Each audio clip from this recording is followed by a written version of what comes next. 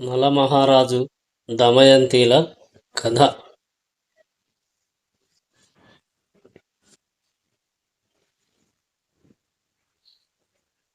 నలదంపతుల కథ.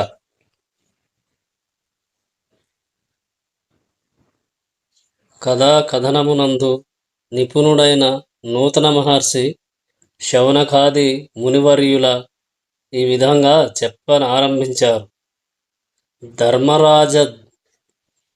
ధర్మరాజాదులైన పాండవులు ద్రౌపదితోనూ కొద్దిమంది బ్రాహ్మణులతోనూ కూడిన రాజ్యభ్రష్టులై అరణ్యవాసము చేయుచూ ద్వైతవనమును ప్రవేశించి కష్టాల పాలై ఎలాగో కాలం గడుపుతున్నారు.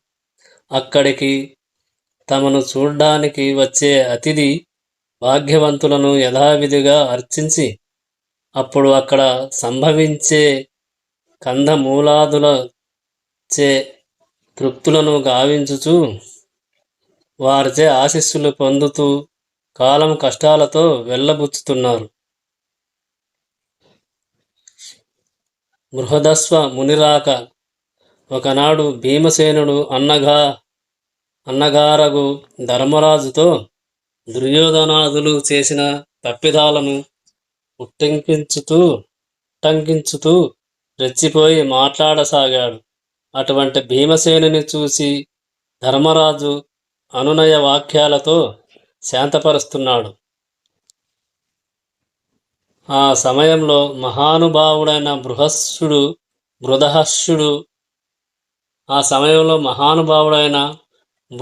బృహదహస్యుండు అనే మహర్షి వారిని చూడవచ్చినాడు.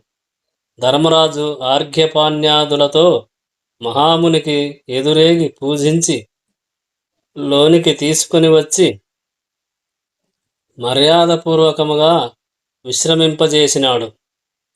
ధర్మరాజాదుల అరణ్యవాస కారణం విశ్రాంతి తీసుకున్న తర్వాత బృహదస్యుడు సంశయం ఆశ్చర్యం ముప్పిర గొనుచుండగా ధర్మరాజుని ఇలా ప్రశ్నించాడు.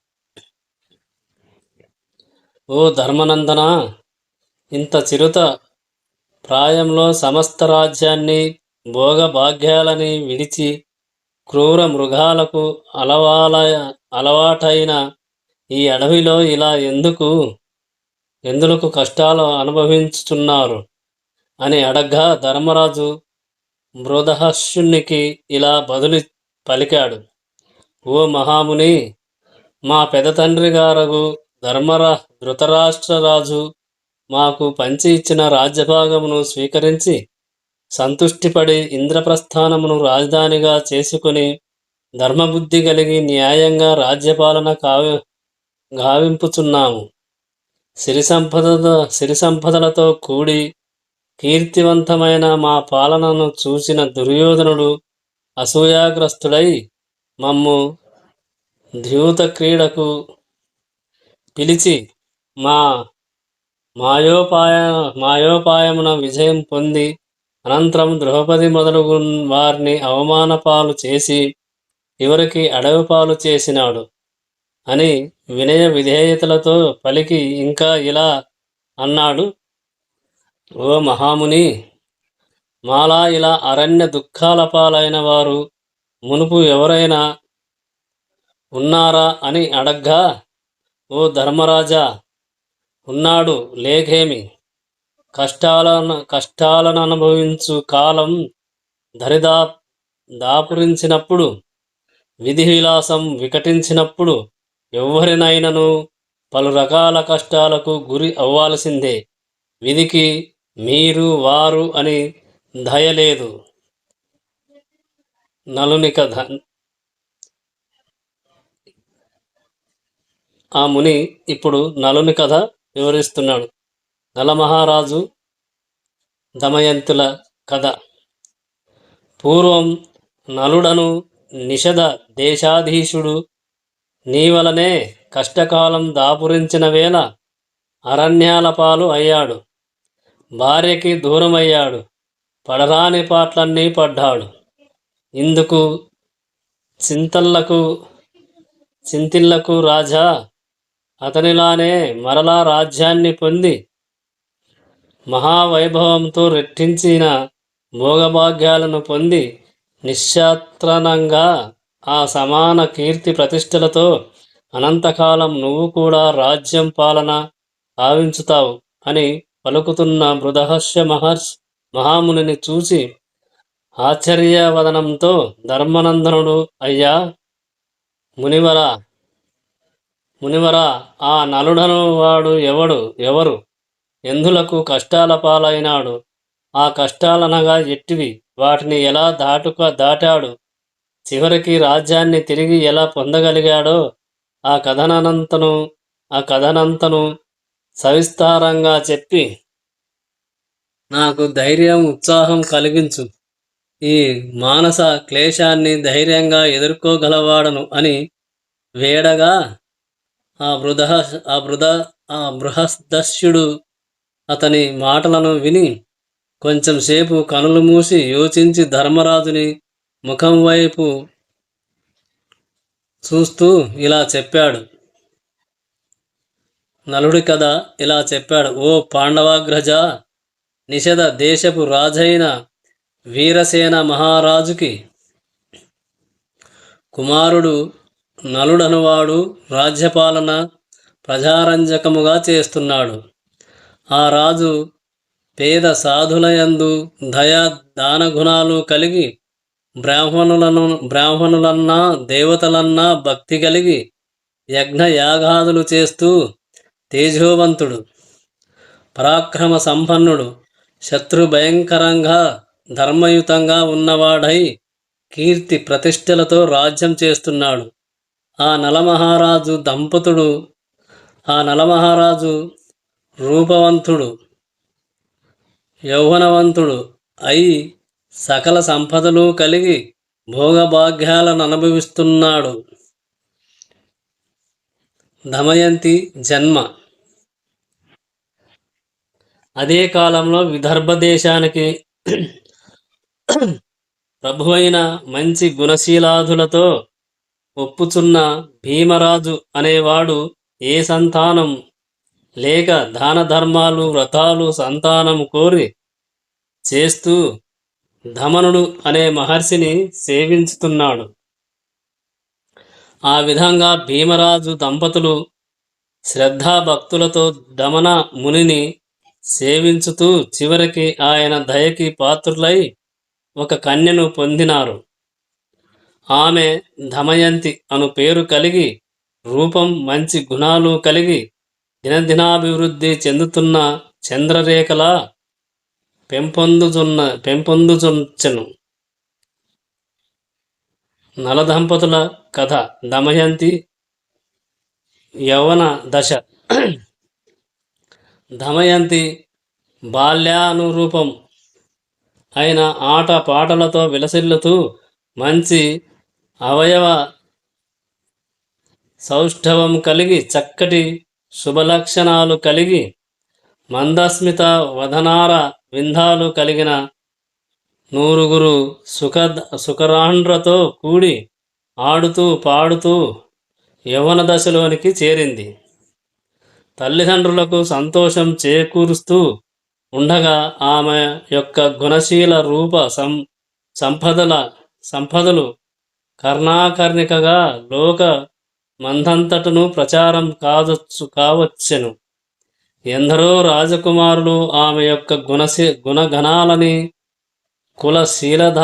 కులశీలాదూల్చి చిన్నె వన్నెలని వింటూ ఎంతో ఆకర్షితులు కాజొచ్చిరి. ఇదే ప్రకారంగా నలమహారాజు యొక్క స్ఫురద్రూపం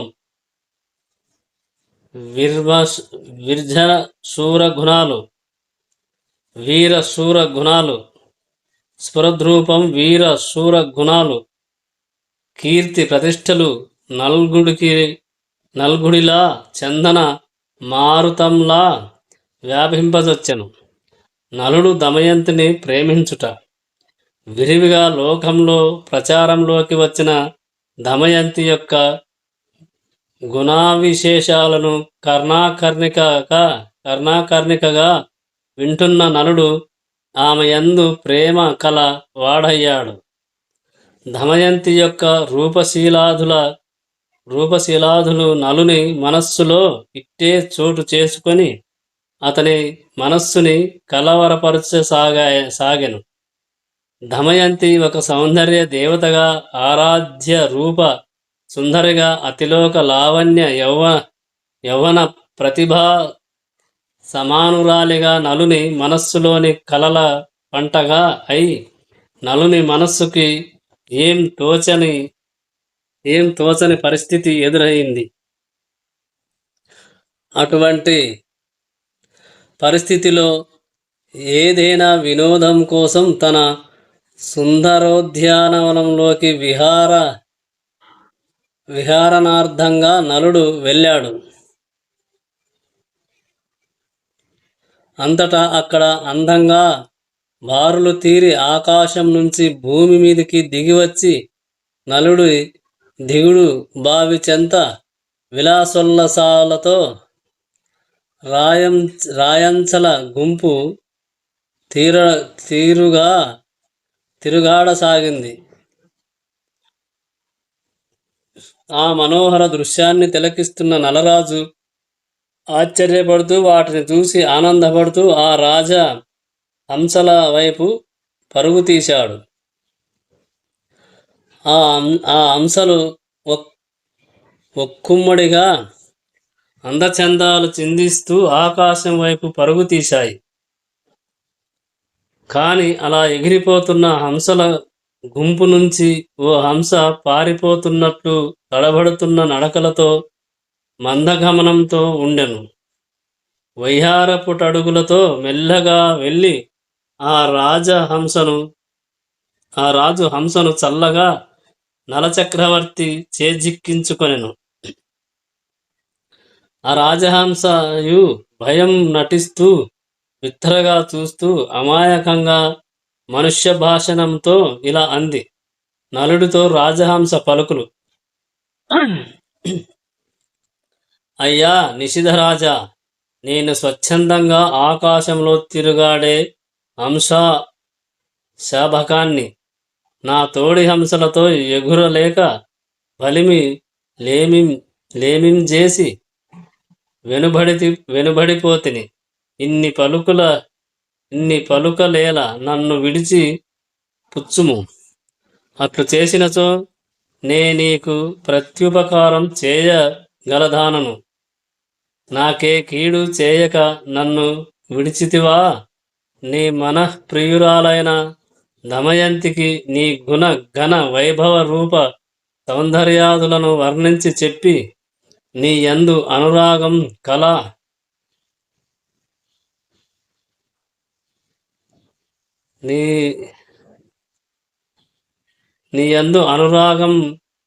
కలదాన్నిగా చేయగలదాన్ని. రాజా, నువ్వు విడిచిన వెంటనే విదర్భాపురానికి నేను బయలుదేరుచున్నాను అనగా నలరాజు దాన్ని ఆలస్యం చేయక విడిచిపెట్టాడు. దమయంతితో హంస సంభాషించుట. చిన్నారి హంస తనకై ఆకాశం మీద అరుచుచూ తిరుగుతున్న హంసల గుంపును చేరి తిన్నగా కుండిన నగరానికి ప్రయాణం అయ్యెను. ఆ సమయమందు దమయంతి తన సుకరాంధ్రతో సరదాగా విహారార్థం ఉపవనానికి వెళ్ళి తటాక సమీపమున క్రీడింప దొడిగెను. అట్టి తరి రాజహంసల గుంపు ఆకాశం నుంచి మెల్లగా కిలకిలా రావాలతో నీడల సోయగం ఉల్లాసించుతుండగా తటాక తీరమున సంచరింపజొచ్చెను. అంతలో సకురాండ్రు తమ ఇచ్చ వచ్చినట్లు అటూ ఇటూ హంసలను తరుముతూ పట్టుకొన్నారు. దమయంతి చేతికి దొరికినది నలుని దౌత్యానికి ఒప్పుకున్న హంస శాభాకమే అయ్యింది. ఆ హంస శాభకం నలుని గుణాలను మనుజ భాషణంలో గానం చేస్తుంది. అంటే మనుష్య భాషలో మాట్లాడుతుంది. దానిని వింటున్న దమయంతి ఆశ్చర్యపడుతూ మిలమిలలాడే చూపులతో చూస్తూ హంస బకాన్ని ఇలా పలకరించింది. ఓహో రాజహంస, ఓహో రాజహంసమా, ఏమో మధుర భాషణాలు చలుపుతున్నావు, అది కూడా మా భాషలో తీయగా పలుకుచున్నావు. అందులోనూ ఆయన ఆ ఆయనని గురించి ఆ పలుకులు మరీ ప్రియతమైనవి. ఏమిటో స్పష్టముగా చెబుదు, నీకు చాలా పుణ్యం ఉంటుంది అని నిసర మధుర భాషణంతో అనగా విని రాజహంస ఆ మాటలు అందుకుని ఇలా అంది. ఓ దమయంతి, నీ అందం రాజలోకాన్ని కలవరపరుస్తుంది. కానీ ఆ రాజులందరిలో ఓ రాజు నీ మనసుకి నచ్చే రాజు. అతడే మహావీరుడు, శూరుడు అయిన నలచక్రవర్తి. నీ ప్రేమకు తగిన వలపుల రాజు, సుందరమూర్తి, మధుర హృదయుడు అనే నేను చూసిన రాజచక్రంలో తలమానికం లాంటి వాడు. అట్టి వాణిని భర్తగా పొందిన యువతి ఇదే ఈ లోకంలో అదృష్టం.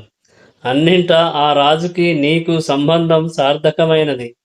లోకంలో ప్రేమ జీవనానికి ఉదాహరణ రూపమైనది అని చెప్తున్న హంసశాబక వాక్యాలకి ఎంతో ముచ్చటపడి హృదయం విడిచి తన మనస్సులోని అర్థాన్ని ఇలా విప్పి చెప్పింది.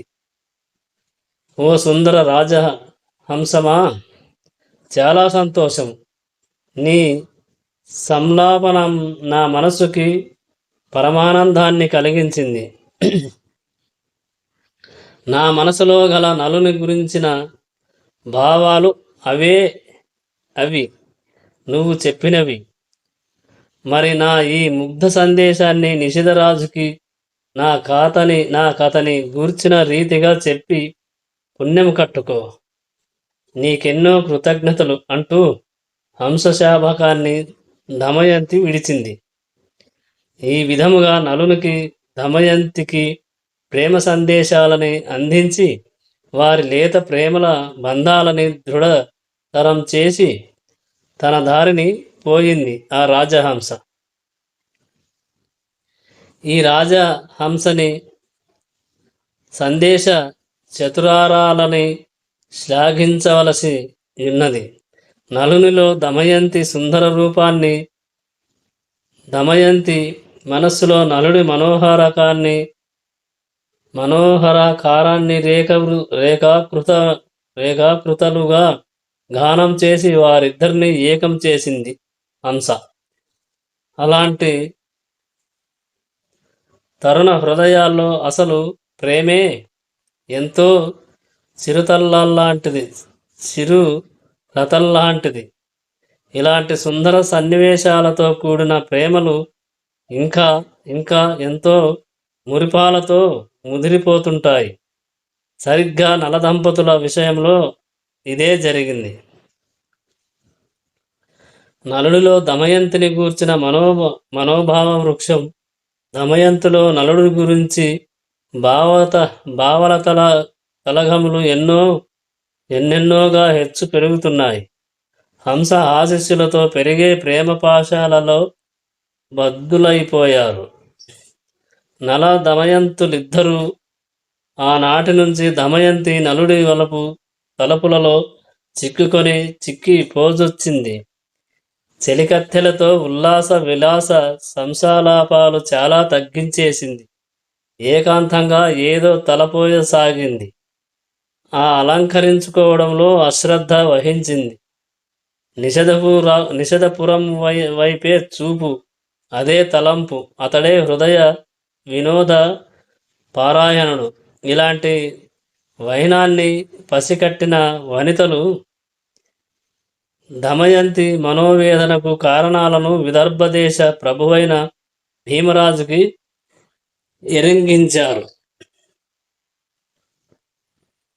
తన కుమార్తె దమయంతి వివాహ వయస్సునకు తగిన తగినదైనది అనే వార్త వినగానే తన గారాబు పట్టికి తగిన వరుడు ఎవరై ఉండునా అని అట్టివాడు ఎలాంటివాడు, ఎంతటివాడు, సమహుజ్జి అయినవాడు ఎవరా అని యోచించి సమస్యకి పరిష్కార మార్గం కనబడక ఉన్నంతలో ఎందరో రాజకుమారులు తమ తమ అభ్యర్థనలను విదర్భరాజుకి పరంపరలుగా పంపజొచ్చిరి. ఇట్టి పరిస్థితిలో ఏం చెయ్యడానికి తోచక స్వయంవరం భీమరాజు ప్రకటించాడు. దమయంతి స్వయంవర వార్తలు నలుదిక్కుల పూల పరిమళంలా వ్యాపింపసాగాయి. స్వయంవర వార్తలు వింటున్న రాజకుమారులు పలు రకాల ఊహాగానాలు చేయసాగిరి. తననే దమయంతి వరించును, తనదే స్వయంవరం విజయం అని ఉవ్విళ్ళూరుతూ కృంగొత్త వేషభాషలలో శిక్షితులు కాజొచ్చింది. నేను ముందు అనుకుంటూ వివాహ నేపథ్యంతో కొందరు రాకుమారులు అతివేగంగా కుండినపురానికి విచ్చేయజొచ్చిరి. పర్వతనారదులు ఇంద్రుని దర్శించుట. ఆ సమయంలో పర్వతనారదులను దేవర్షులు భూలోక సంచారం చేయుచు దమయంతి స్వయంవర కోలాహలాన్ని చూచి విని ఆశ్చర్యచకితులై కనులారా బ్రహ్మచారి మునులు వివాహాగత రాజకుమారులను మరీ చూస్తూ మురిసిపోతూ ఈ వార్త ఇంద్రాదులకు వినిపించిపోవడం కోసం అన్నట్లుగా కళ్యాణి రాగం అమృతవర్షిని రాగాలను ఆ వీణలే మెట్లపై పులకించి పలికిస్తూ స్వర్గద్వారాలు దాటిపోయారు. అది సుధర్మ. అక్కడ అందరూ రంభాది అప్సరసల నాట్య రవలులకి తన్మయులై ఉన్నారు. అట్టి తరిని ఇంద్రుడికి నమస్కరించి అతని ఆజ్ఞని అనుసరించి ఆసీనులయ్యారు. అప్పుడు వారిని ఇంద్రుడు అడిగాడు, మునివరులారా, ఇదివరలోలా ఇప్పుడు ఇంద్రలోక సౌభాగ్యాలను అనుభవించడానికి ఈ మధ్య భూలోకం నుంచి రాజుల రాక తగ్గిపోయినది. కారణం ఏమై ఉండును? పర్వతనారదులిద్దరూ ఒకరి మొహం ఒకరు చూసుకుంటూ కారణం నువ్వు చెప్పు అంటూ చివరికి నారదుడు చొరవ చేసి, ఇంద్రా, అది సంగతి.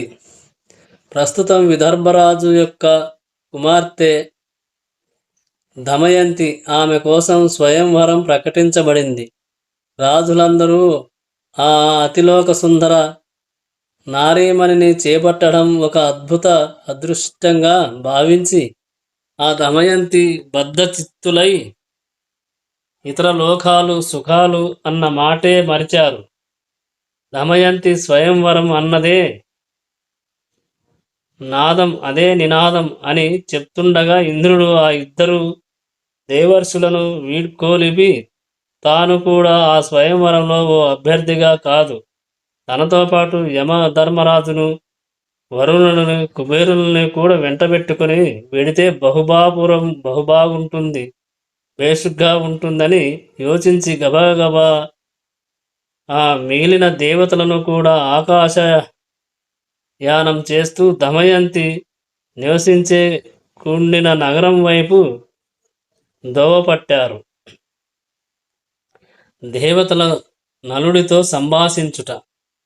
దమయంతి స్వయంవరానికి కుండిన నగరానికి వెళుతున్న వరులలో నలుడు కూడా మంచి సరదాగా వరవేషం దాల్చి రథాదుడై కుండిన నగర సమీపానికి వచ్చాడు. ఆ సమయమందు ఆకాశ రంగం నుంచి క్రిందకు దిగి వస్తున్న ఇంద్రుడు, యమధర్ముడు, వరుణుడు, కుబేరుల విమానాన్ని నలచక్రవర్తి చూశాడు. ఆశ్చర్యంగా దేవ విమానం తన ఎదుటనే ఆగింది. దాని నుండి ఇంద్రుడు, యమధర్మరాజు, వరుణుడు, కుబేరులు నలుగురు పరవేశం ధరించి మనోహరకారుడై ఉన్న నలచక్రవర్తిని పలకరించారు. ఓ భూపతి, నువ్వు చూడగా పరోపకార సమర్థుడవగు రాజుగా తోస్తున్నావు. నువ్వు మాకు ఉపకారం చేసి పెట్టాలి అనగా దేవతలతో నలుడిట్లా అన్నాడు. అయ్యా, మీరు కోరినట్లు సరే, కాని అసలు మీరు ఎవరు? నేను చేయవలసిన ధూతకృత్యం అంటే ఏమిటి అని అంటున్న నలుణ్ణి చూసి, అదా చెప్తా, అసలు మేము ముందు ఎవరో చెప్తాం. మేం నలుగురం దిశాధిపతులం. నేను ఇంద్రుణ్ణి, ఇతడు యముడు, ఆయన వరుణుడు, మిగతా ఆయన కుబేరుడను. మేము ప్రస్తుతం ప్రఖ్యాత సుందరి అయిన దమయంతి స్వయంవరానికి విచ్చేశాం. మమ్మల్ని గురించి ఆ చిగురుబోనికి ముందుగా ఇంచుక పరిచయం వాక్యాలు చెప్పాలి. అలా చేస్తే ఆమె మమ్మల్ని వరిస్తుంది అని అనగా, నలుడు నమ్రత చూపుతూ దేవతలారా, మీరును నేనును ఒకే పని మీద ఇక్కడికి, అంటే దమయంతి స్వయంవరానికి వచ్చాం కదా. అటువంటప్పుడు నన్ను మీరు ఇట్టి పనికి వినియోగించుట తగినదేనా అని అయితే మీ వంటి వారికి ఉపకారం చేయవలసినదే అన్న మాటను విడనాడను. అట్లు చేయుట తప్పిదమే అగును. కాని దమయంతికి మిమ్ము పరిచయం చెయ్యాలంటే ఆమె ఉండే అంతఃపురాన్ని ప్రవేశించాలి. అంతఃపురానికి నే అంటే పురుషుడను ఎట్లు పోగలను? ఇది ఎట్లు సంభవం స్వాములారా అని ప్రశ్నించాడు నలుడు. దేవతల్ని ఆ మాటలు విన్న దేవతలు చిరునవ్వు నవ్వి, ఓయి నిషద్వేషరా, రాజంతఃపురం ఆయుధాలు ధరించిన భటులచే రక్షింపబడుగాక. అయినను సుఖంగా నీవు అంతఃపురంలోనికి ఏ ఆటంకము లేక ప్రవేశించగలవు. మేము నీకు శాంభరీ విద్యను ప్రసాదిస్తున్నాము. దాని ప్రభావంచే నువ్వు ఇతరులకు కానరావు. ఇతరులు నీకు మామూలుగా కనబడతారు. నీకే ఆటంకము ఉండదు. ఇది దేవకార్యం. నీకు శుభం అగుగాక.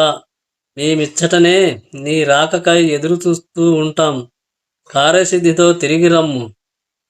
పొమ్ము అని పలుకుతున్న శక్రుడి వద్ద సెలవు గైకొని నలమహారాజు మాయా విద్య ప్రభావంచే దేవకార్యం సాధించటానికి కృతనిశ్చయుడై దమయంతి అంతఃపురం వైపు నడుచుకుంటూ ఏదో ఆలోచనతో యువతల రాకపోకలతో కలకలలాడుతూ చక్కగా అలంకరించబడి ఉన్న పూల త్రోవలతో గుబాలించుతున్న అంతఃపురంలోనికి వెళ్ళాడు. అంతఃపురంలో దమయంతి, ఓహో, ఎంతటి సౌందర్యం, అద్భుతం అని అచ్చెరుపు సడుతూ చక్కని అందవతులైన సఖియలతో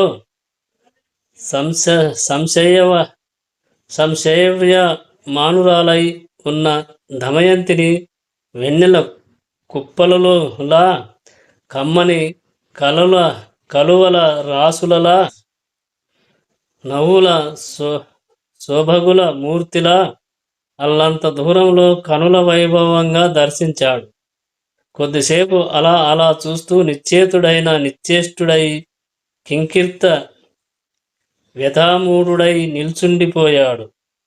మూర్చపోయిన వాడిలా ఆ నలమహారాజు ఒక్కసారి కనులు నులుముకొని మిలమిలలాడే కనులతో మళ్ళీ ఆ రూపసుందరతర దృశ్యాన్ని తిలకించాడు. పలు రకాల చూపులతో ఆమెను ఇంకా చూడాలనిపించుతుంటే దృష్టుల్ని నమ్మలేక ఆ దమయంతిని అలానే చూస్తూ ఉండిపోయాడు. హంస చెప్పి వ్రాసి ఇచ్చిన తిరుత్తరపు కంటే ఎన్నో రెట్లు కాదు, ఇంకా ఎంతోగానో అత్యంత సుందర నవమాలిక కుసుమ శోభల పంటలా ఉన్న దమయంతిని చూశాడు. తనివి తీరని ఆమెను చూస్తూ ఆమెకై అందమైన దేవతలే, ఆ అగ్రశ్రేణి దేవతలే దివి నుంచి భూమికి దిగి వచ్చారంటే ఆశ్చర్యం అయినటువంటి ఆ దమయంతి దేవతా స్త్రీల సౌందర్యాన్ని మించిన సౌందర్య దేవత దమయంతి అనుకుంటూ తన మామూలు ఫక్కిలో ఆమె విరహ వేదనలో పరవశతిని పొందాలో మానాలో అర్థంకాక కలావల పడుతున్న మనస్సుతో మెల్లిమెల్లిగా నడుచుకుంటూ నిజదర్శనంతో నిలిచాడు ఆమె ముందు. 100 చెలులు ఒక్కసారి తమ ఎదుట అకాల జలది కాలంలో కనబడిన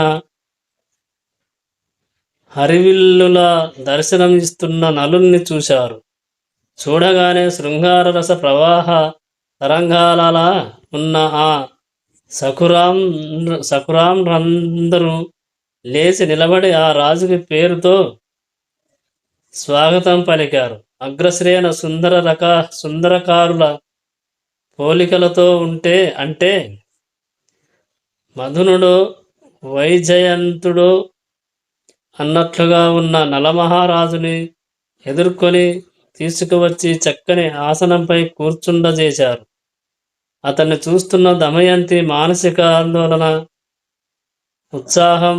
ఉత్సాహోద్రేకాలతో ఎలాగో అయిపోతూ కొద్దిగా లజ్జ విడిచి శాంభరి విద్యా ప్రభావం విడిచిన నలుణ్ణి దివ్య శరీరంతో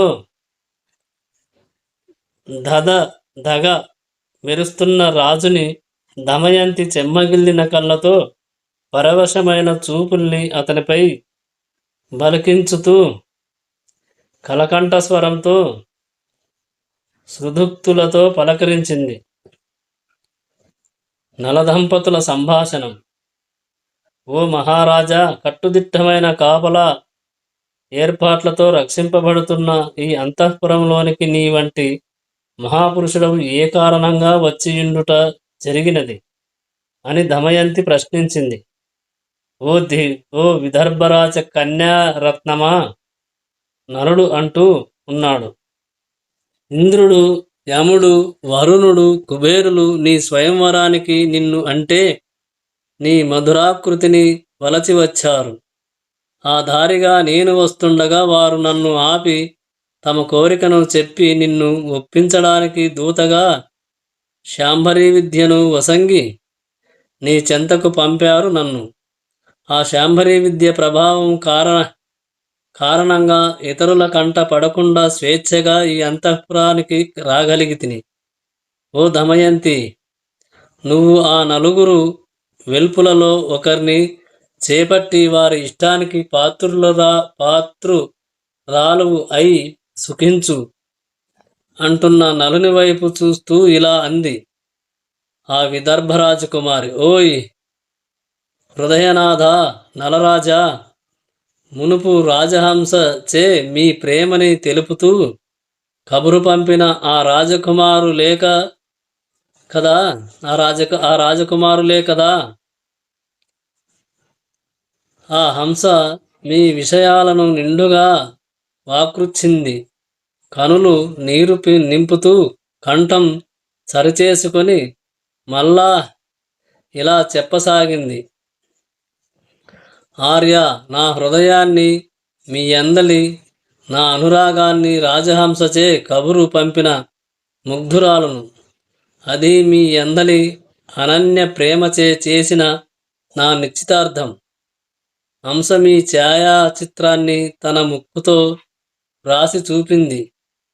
మిమ్ము గురించి, మీ ప్రేమల గురించి, మీ అందచందాల గురించి ఆ రాజహంస ఎంతో చక్కని వర్ణనాలు చేసింది. ఆ మధుర కథా ప్రబంధం నా హృదయంలో వేయి రాగాలుగా నాలో మారు మ్రోగుతుంది. అన్ని హృదయ కోణాలలోనూ ఆ భావాలే, ఆ తలంపులే, ఆ కామనలే, ఆ ముచ్చట్లే, ఆ ప్రేమల తలుపు పందిళ్లపై కూర్చున్న ప్రేమ వెన్నెలలు మీవే. అలా మిమ్ము నా హృదయంలో వింటూ చూస్తున్న నాకు మీరు ఇట్టి ఉపదేశం చేయ సాహసించితిరంటే నా హృదయంలో పెరిగిపోతున్న ప్రేమల తల పందిళ్ళన్నీ పెనుగాలికి ఎగిరిపోతున్నట్లు, మండుటెండలకి మాడిపోతున్నట్లయిపోయి మనస్సు వికలం అయిపోతుంది.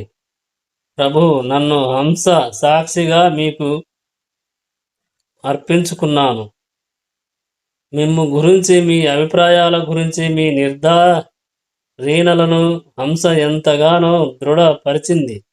ఇప్పుడు అటువంటి మీరు ఎవరో ఇంద్రాదులని చెప్పి నా ప్రేమలను చెదరగొట్ట చూడ్డం మీకు ధర్మం అనిపించిందా? మీ మనస్సు నచ్చుకుందా? ఇది ప్రేమికులలో కలగవలసిన తలవంపులేనా? ఇక ఇంద్రాదులకు పుట్టిన బుద్ధి ఏం అంత ఉచితమైనది? నేను మానవకాంతను, వారు దేవజాతి వారు. వారికి మా బొంట్లతో వియ్యం తగునా? పైగా నే వారికి కూతురు లాంటి దానను. కలలో కూడా ఇటువంటి పీడకల వస్తుందని తలంచలేదు. వచ్చినట్లయినా తాళలేని అశక్తురాలను. ఓ ప్రియా, నలా రక్షింపు అని ఆక్రందనం చేసి భయకంపితురాలనై ఉండేదాన్ని. క్షమించండి. దేవతలుగాక గీవతలు అగుగాక ప్రేమని మార్చడం నా హృదయానికి ఏనాడు ఏ పరిస్థితిలోనూ ఏ విధంగానూ అసాధ్యం. ఇది ముమ్మాటికి నిజం. నా ప్రాణపతి ఏనాటికి మీరే కాబోయే స్వయంవరం మంటపంలో నా పూలమాలను మీరు కంఠమందు ధరించి నన్ను చేపట్టండి అని చెప్పి మూర్ఛితురాలయింది. అటు తర్వాత అంతా మండిత మండపాలని పూల తోరణాలతో శుభోభితమైన మనోహరంగా ఉన్న దమయంతి కూర్చున్న శిల్పచిత్రిత వేదికను ఆ సఖురాండ్ర కలకలలా రావాలను స్మరిస్తూకుంటూ దమయంతి యొక్క వచన చతురతకు ఎంతగానో ముగ్ధుడవుతూ ఆమె అభిప్రాయాలను ఇంద్రాది దేవతలకు వినిపించుటకు శాంభరీ విద్య విహితుడై గబగబా చంద్రశాలను దాటి కోట వెలుపల తన కోసం ఎదురుచూస్తున్న దేవతలను సమీపించి దమయంతి దేవతల అభిష్టంను తిరస్కరించిన విధానాన్ని నిషిద్ధరాజైన నలుడు వివరించాడు. స్వయంవరం అనంతరం దేవతలను విడిచి ఇమ్ముడించిన స్వయం వరోత్సవాహంతో మణిమాణిక్యాలతో మంగళకర తోరణాలతో పలు రకాల అపురూప శిల్ప ప్రతిమలతో అపర స్వర్గంలా ఉన్న స్వయంవర మంటపానికి సరిగా సమయానికి చేరుకున్నాడు. అటు తర్వాత నలుగురు దేవతలు మాడిన ముఖాలతో ఏవో బీరాలు పలుకుతూ, చూస్తాం మీ స్వయంవరం ఎలా జరుగుతుందో రండి, మనం నలుగురం నలుడి వేషాలలో వెళ్ళి అతని పక్కనే కళ ఆసనాలపై కూర్చుందాం. ఇదిగో స్వయంవరం సమారంభ కలకలం వినవస్తుంది అనుకొని ఇంకా సంతోషంతో స్వయంవర సభాస్థలికి నలవేషాలు ధరించిన నలుగురు దేవతలు వెళ్ళి నలుని ప్రక్కనే ఉన్న శిల్ప చిత్ర మనోహర ఆసనాల మీద ఆసీనులయ్యారు. సభలో గల రాజకుమారుల సమూహము అంతా ఒకే రూపున అంటే నలుని నలుగురు ఆకారాలు గల దేవతలని చూసి వింత దృశ్యంగా భావించి అందరూ చూస్తుండి పోయారు. చెలికత్తెలు దమయంతిని పట్టుకొని స్వయంవర మంటపానికి తీసుకువచ్చారు. ఆమె చేతితో స్వయంవరార్థం రచించిన అతి సుందర కుసుమ మాలికలను చేబూని ఒక్కసారి నలుదిశలను సింహాసనములపై ఆసీనులను ఉన్న తరుణ రాజకుమారులను అందరినీ వీక్షించింది. దమయంతి తండ్రి అయిన విదర్భాధిపతి పర్యవేక్షించుచుండగా ఆ రాజకుమారులను పరికించుచూ నలుడున్న వైపు దృష్టులను సారించింది. అక్కడ 5 నలులను ఏకాకారులుగా ఉన్న మూర్తులను దర్శించింది. అచ్చట ఉన్న వరులందరూ ఆమెను కనులారా తిలకించుచున్నారు. అటువంటి అతిలోక సుందరికి భర్తయగు రాజకుమారుడెవరైనయుండునో అని తత్తరపాటుతో ఆవేశ మనస్సులతో ఉన్నారు. ఇక దమయంతి ఏకపరీక్షగా నలవేషధారుల వైపు చూస్తూ ఏ ఉపాయంతో అసలు మనోహర నలుని తెలుసుకోగల దానను అని దుఃఖ కలుష కంఠధ్వనితో దేవతలను ప్రార్థించింది. ఓ సురవరులారా, దమయంతి మనసులో నేను నలున్నే ప్రాణపతిగా భావించుచున్నాను. నా యందు దయచూపుతూ మీ సహజ రూపాలను ధరించి నా నలుని నాకు కనిపింపజేయండి. ఓ అని మునీషులారా, మిమ్ము మరీ మరీ ప్రార్థించుకుంటున్నాను అని చింతిల్లుచుండగా ఆ నిమిషలో వచనలు అశ్వేధగాత్రులు భూమిని సృజింపక నిలిచారు. అంటే భూమి మీద దేవతల కాళ్ళు పొందవు. ఆ భూమి మీద ఆ దేవతల కాళ్ళు పొందకుండా భూమి పైననే నిలబడుకుని ఉన్నారు ఆ 9 దేవతలు. అంతటితో నిజనలుడు దర్శనమిచ్చాడు. నిజమైన నలుడు భూమి మీద నిలబడి ఉన్నాడు. దమయంతి సంతోషంతో రాజులందరూ చూస్తుండగా తన చేతిలో గల పూల హారాలను 2 చేతులతో నలుని శిరస్సు మీదుగా కంఠాన్ని అలంకరింపజేసింది. జయ విజయీభవ అంటుంటే ఒక మూల మంగళవాద్యాదనులు మ్రోగుచుండగా భీమరాజాదులు వెంటరాగా నలదంపతులు రాజప్రసాదానికి వెళ్ళారు. మంచి తిథి వార నక్షత్రవేళ సుముహూర్తమైన సకల వైభవోపేతంగా నలదమయంతుల వివాహం జరిగింది. ఆ సమయమందు ఇంద్రుడు, యముడు, వరుణుడు, కుబేరులు వారు వ్రేల్చిన యజ్ఞమునందలి ఆవిర్భాగాలను సంతోషంతో స్వీకరించారు. విశేషం ఏమంటే సాధారణంగా దేవతలు అగ్నిముఖంగా పావర్భాగాలను గైకొనువారే అయినా ప్రస్తుతం వారు నిజరూపాలతో ఇంద్రుడితో కలిసి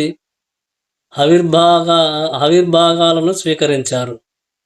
ఇంద్రాదుల ఆశీస్సులు మంగళ మధుపర్కాలను ధరించియున్న కళ్యాణ దంపతులైన నలదంపతులను అసూయ ద్వేషాలు విడిచి సంతృప్తితో ఇంద్రాది దేవతలు తమకు నమస్కరింపవచ్చిన నలదంపతులకు వరాలు వసంగినారు. ఇంద్రుడు సకల భోగాలు కలుగుగాక అని ఆశీర్వదించాడు. యముడు నలసార్వభౌమ సర్వదా నీ మనస్సు ధర్మపరాయణమై ఉండునుగాక అని దీవించాడు. వరుణుడు కావలసిన వేళ ఏ సాధనం లేక యుంజబలం ఉద్భవిల్లునట్లుగాక అని ఆశీస్సులిచ్చి కుబేరుడును దీవించి తమ స్థానాలకు పోవుచుండిరి. మరి విదర్భాధిపతి అయిన భీమరాజును స్వయంవరానికి వచ్చిన రాజన్యవరులను యథోచిత రీతిని మర్యాదలు సల్పి బహుమానాలిచ్చి బ్రాహ్మణాదులకు భూరి దక్షిణాలిచ్చినాడు. వివాహానంతరం వచ్చిన వారు అందరూ తమ తమ నివాసాలకు వెళ్ళిపోయారు. ఇంద్రాదులు కలిని కలియుట. దేవతలైన ఇంద్రాదులు కూడా స్వయంవరానంతరం స్వర్గానికి పోవుచుండగా వారికి కలిపురుషుడు ఎదురుగా వచ్చాడు. అతన్ని చూస్తున్న దేవరాజు, ఓం ఏవయ్యా కలి, ఏమిటి విశేషం? ఎక్కడికి బయలుదేరి హడావిడిగా వెడుతున్నావు అని ప్రశ్నించాడు. ఇంద్రుడు కలి వారితో, ఓ దిక్పాలకులారా, మీరు నన్ను ఇలా ప్రశ్నిస్తున్నారేమి? ఎరుగరా? లేక విదర్భరాజు పుత్రిక అయిన దమయంతికి స్వయంవరమని మీకు తెలుసా? తెలియదా? ఆ స్వయంవరానికి నేను ఓ వరుడుగా ఆ ప్రేమ మాలిక కంఠమందు ధరించాలన్న ఆశతో త్వరగా పోవుచున్నాను. స్వయంవరంలో ఆ దమయంతి నాకే దక్కుతుంది. అక్కడ నన్ను మించినవాడెవడుండును? తప్పకుండా ఆమె నన్నే వరించుతుందని, ఆ అదృష్టం కోల్పోవడం దేనికి అని ఏకాఏకిన అక్కడికి పోతున్నాను. మీరిక్కడ నన్ను ప్రశ్నలు అడుగుతూ సమయం దాటపెట్టకండి, నన్ను పోనీయండి అని అంటున్న కలిపురుషుడి మాటలను విన్న ఇంద్రాదులు పెద్దగా నవ్వుకుంటూ, కలి, ఎంత అమాయకుడవు అని మళ్ళా నవ్వుతున్న ఇంద్రాది దేవతలను కురకురలాడుతూ చూసి, నా మాటలు మీకేమైనా వేలాకూలంగా అనిపించాయా? లేక నేను స్వయంవరానికి పోవడం ఏమిటా అని పరిహసించుతున్నారా? ఓ కలి, ఇంద్రాది దేవతలు అన్నారు, స్వయంవరం జరిగిపోయింది, నువ్వు శ్రమపడి వెళ్ళనక్కర్లేదు. ఏం స్వయంవరం అయిపోయినదా? ఆహా, అందులో పాల్గొని నిరాశులమై చిన్నపోయిన ముఖాలతో స్వర్గానికి పోతున్నాం. ఎందరో రాజకుమారులు, బుద్ధిమంతులు, కొందరు సుందర విగ్రహాలు, కొందరు అందులో నివారమే మేమున్ను. వీరందరినీ కాదని నిషధ దేశాధీశుడైన నలచక్రవర్తిని వరించి స్వయంవరమాలికను వాని శిరము నుండి కంఠం అలంకరింపజేసినది. ఆ విదర్భరాజకుమారి దమయంతి కాలాతీతం అయి వెళ్ళిన పొందనగు ఫలం ఏమిటి? వ్యర్థ ప్రయాసమే కదా. సరే, నీ ఇష్టం అని అతని వెర్రితనాన్ని నవ్వుకుంటూ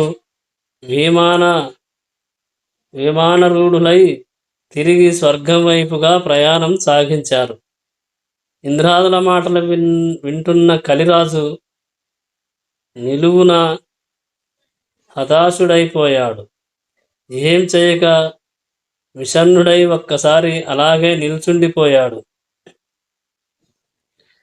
కలి అనుకున్నాడు, ఆలస్యం అమృతం, విషం అనగా ఇదేనన్నమాట.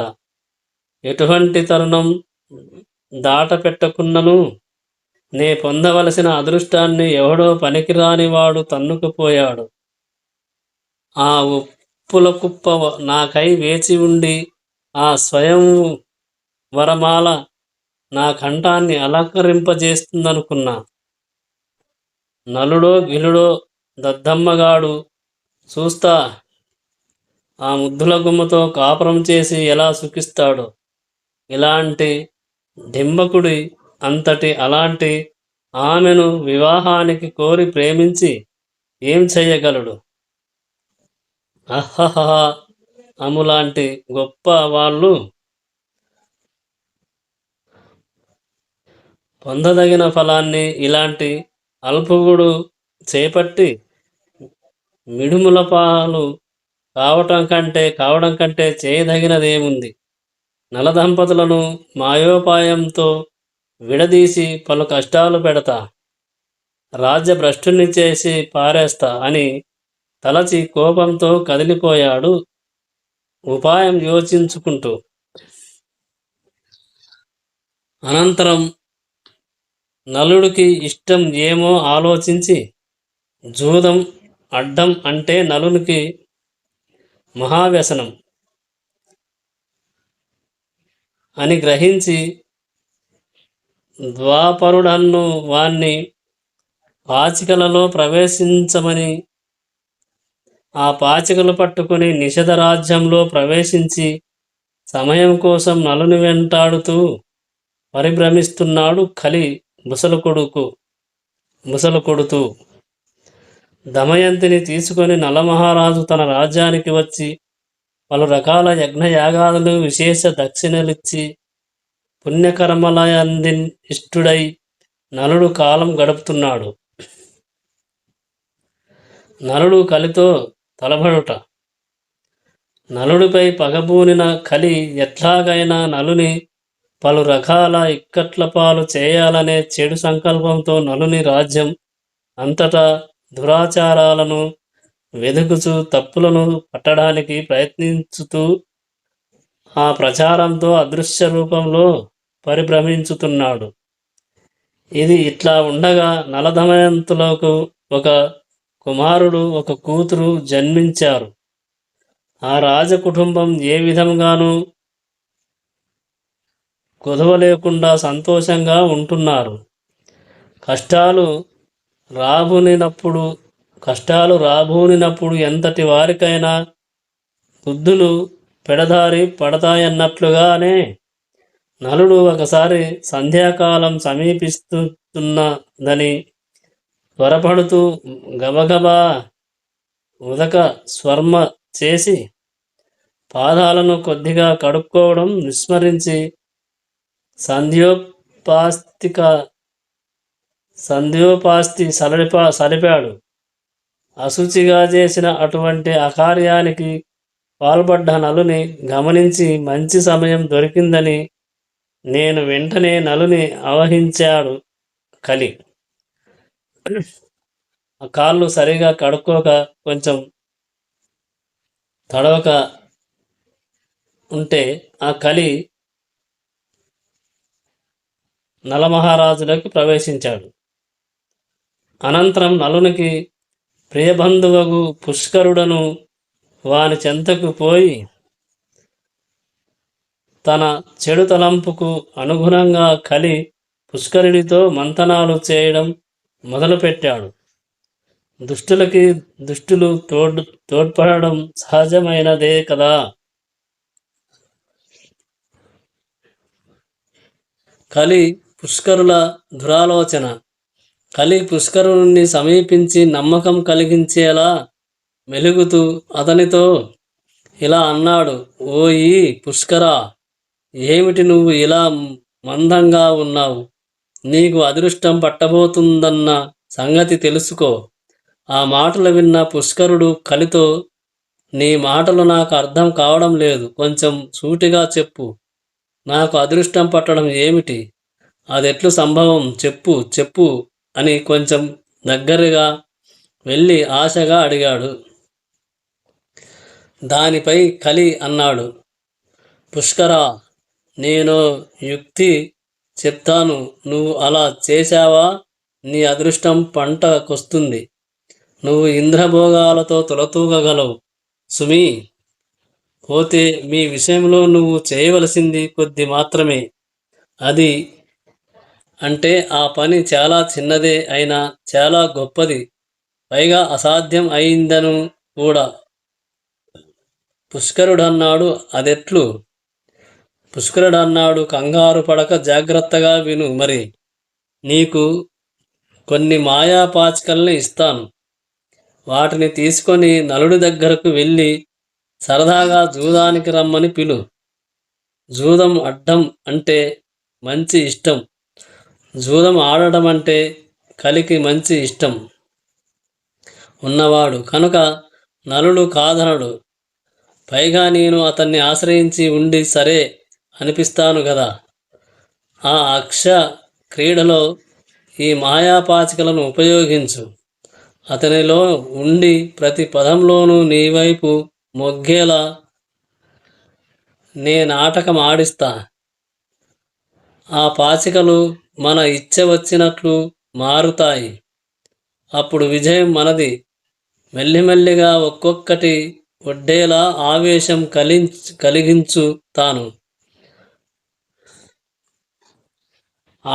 కలిగించుతాను.